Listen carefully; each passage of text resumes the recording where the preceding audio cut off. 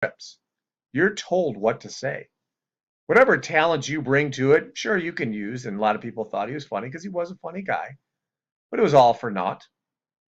Because in the end, he participated in the shredding and tearing down and the destruction of mankind. Having to do what he's told, he participates in the tearing down of men and women across generations. And it's all for nothing because in the end, you get no satisfaction. He won't be remembered, just like many of the previous who came before him are already forgotten. You know, it wasn't too long ago, and of course, you can read about this story online. It wasn't too long ago when Paul McCartney and Kanye West did a song together.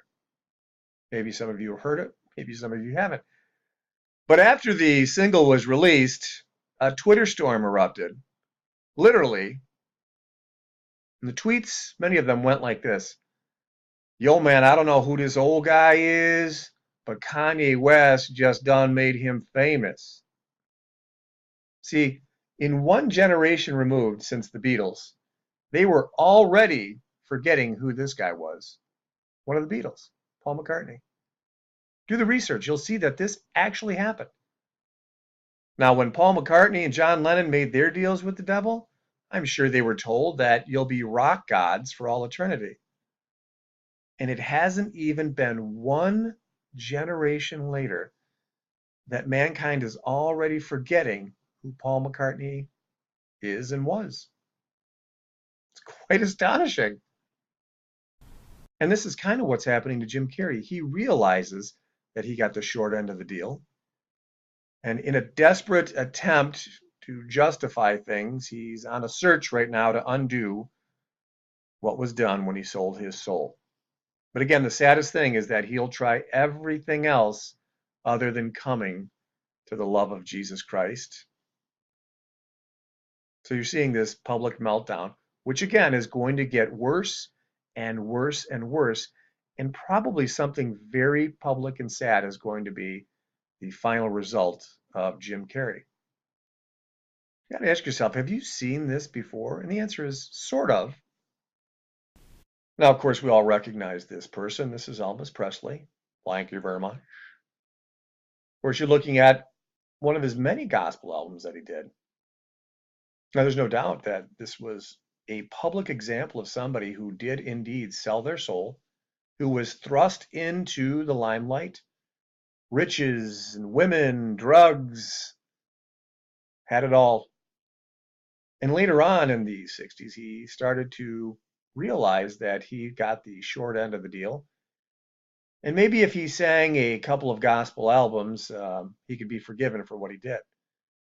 Not actually coming to the love and the forgiveness of Jesus Christ. He wanted to just sing some gospel albums, maybe thinking that he could undo what it was that he did. But it was kind of sad watching it all unravel. Later on in the 70s, he died choking on his own vomit in a bathtub, clearly never having come to the saving grace of Jesus Christ. And make no mistake, people who sell their souls are the biggest narcissists on the face of the earth. Because again, it's not just bad enough that they sold their souls, but when they sell their souls, they're forced to participate in the destruction of mankind.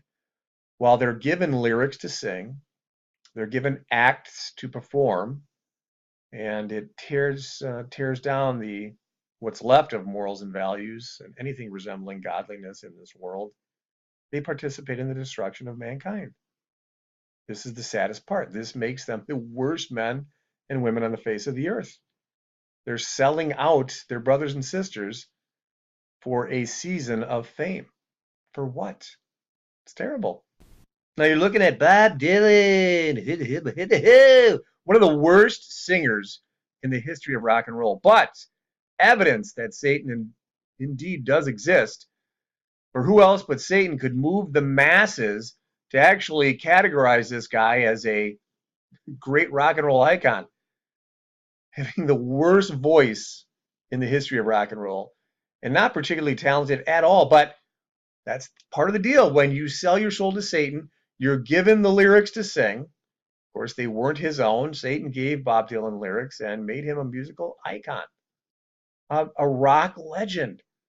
Because of the help of the spiritual wickedness in the kingdom of Satan, he was thrust into the spotlight in the early 60s and given legendary status even unto this day, even after confessing that he sold his soul on the news program 60 Minutes. Another example of somebody who thought that simply by doing some gospel albums that he could undo what it was that he did. Doesn't work like that. As promised, here's an example of somebody who sold their soul in the modern era. Jennifer Lawrence, a couple of years ago, being thrust onto the spotlight with the movie franchise The Hunger Games. You know, the neat little plots about teenagers killing other teenagers in order to survive. It's all just fun, right? Only time will tell here. But again, thinking she'll somehow live forever and be remembered as a legend, she won't. They all do, though, don't they? And time takes over and she'll start to age and she'll realize that she got the short end of the deal. But until then, she'll participate in other franchises like X-Men, where superhuman mutants come to power. It's just a cover for actual fallen angels who will eventually show up on Earth. It's all conditioning, it's all part of the deal. But make no mistake, she did not rise to fame on her own talents. And quite frankly, nobody can. Nobody can achieve this level of fame in Satan's world without selling their souls. So again, pig, because she didn't just sell her soul to get fame and fortune. She actually has to participate in the tearing down of all godliness in this world. That's what makes her a pig. Now we can read in Mark chapter 8, verse 36, "For what shall it profit a man if he shall gain the whole world and lose his own soul? Or what shall a man give in exchange for his soul?" Clearly, the wisdom of the Bible tells us that there is nothing that's worth losing your soul. Our God, in the name of Jesus Christ, is everything. It's very astonishing and sad to see these things happening in this world. It's so obvious, too. You see icons, I guess they're modern day icons like P. Diddy and Jay-Z. You know they're worth billions. Yet I can't name one song that either one of these guys have ever done. It's astonishing. Look at somebody like Beyonce. You know she sold her soul. Again, I mean, she rose to fame through Destiny's Child, and then later on, almost exclusively by stripping down, twerking, and sexualizing her entire career, she has risen to legendary status. And is that talent? Well, here's the thing, nobody cares. I've literally met people in their 60s and 70s who think that Beyonce is wonderful. Church-going people at that. That's how much the power of the music industry has over people. When you have church ladies thinking that Beyonce is a legend. Beyonce may have talked about God in one of her interviews, and that was enough for them. She is on the high and moral ground, having no clue that Satan has just succeeded in mass deception. It's astonishing. There's no doubt, just on a side note, Beyonce is MK Ultra. You may very well see an entire meltdown coming up here in the future on her too. You've sort of seen it happening already. Keep your eye on her. Now, it shouldn't surprise you that these things are happening. In 2 Timothy chapter 3, let's read this together. "This know also that in the last days perilous times shall come. For men shall be lovers of their own selves, covetous, boasters, proud, blasphemers, disobedient to parents, unthankful, unholy." Look at this right here. Isn't that true? "Without natural affection, truce breakers, false accusers, incontinent, fierce, despisers of those that are good, traitors, heady, high-minded, lovers of pleasure more than lovers of God, Having a form of godliness. Now, here's where the Beyonce part comes in. Having a form of godliness, saying, for example, when a celebrity says, "Oh, I wouldn't be anywhere today if it wasn't for my faith," it's a very,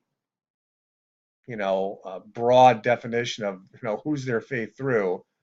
But all of a sudden, that's good enough for even church-going people. Oh, that's all I need. This person loves God. No, they don't. It's called having a form of godliness, but here, denying the power thereof, from such turn away. We're seeing that front and center right now. You're also, look at somebody here like Madonna, who's been around for, golly, going on 35 years or so. It's very sad, desperate, literally at the end of her walk, where she's trying to hold on to fame and fortune.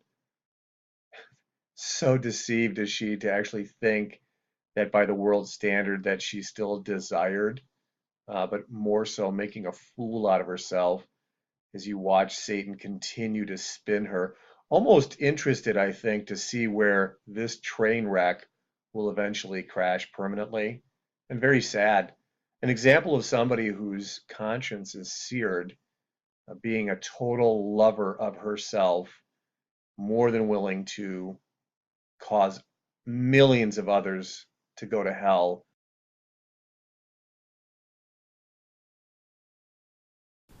Now, yeah, this just happened recently. There's a pop group called K-pop.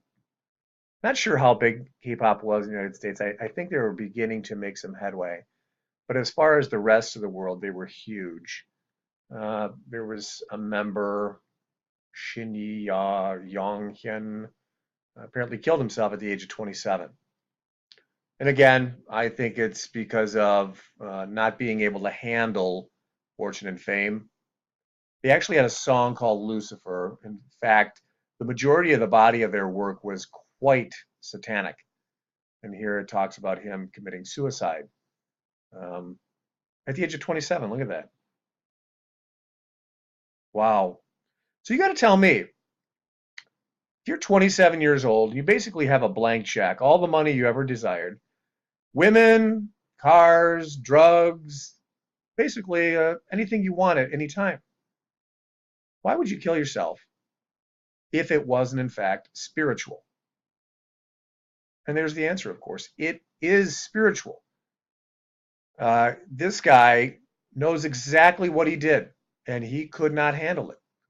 Sold his soul to the devil. You've seen it, of course, with others like Kurt Cobain.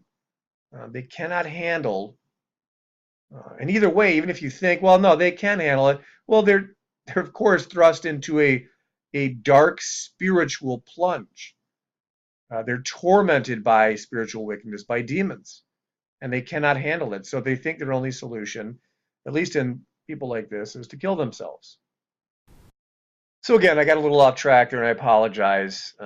Getting back to Jim Carrey, on the long shot that Jim's watching this, or for that matter, any other celebrity, you cannot sell your soul. Your soul is not yours to sell. And for the record, it was Jesus Christ in John 14:6 who said, I am the way, the truth, and the life. No man cometh unto the Father but through me.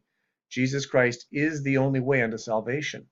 If you want salvation, you can have salvation. Come to Jesus Christ today. That's as simple as that. That goes for anybody listening. Give your life to Jesus Christ and cry out unto him for salvation. Confess with your mouth that he is the only way, the only truth, and the only life. If you have any questions or comments, feel free to leave or contact me. If you feel inclined to pray for Jim Carrey, please do. He is a soul created by Jesus Christ. But keep your eye on him. It's, again, very, very sad to watch this man unravel publicly. And again, if you feel inclined to pray for him, pray for him. And I pray that he would come to the salvation of Jesus Christ. If not, it goes to the stubbornness and the narcissism of a modern day man who will take his pride with him right under the grave while thinking he can find a solution in anything else. Jesus Christ is the Lord of Lords and the King of Kings.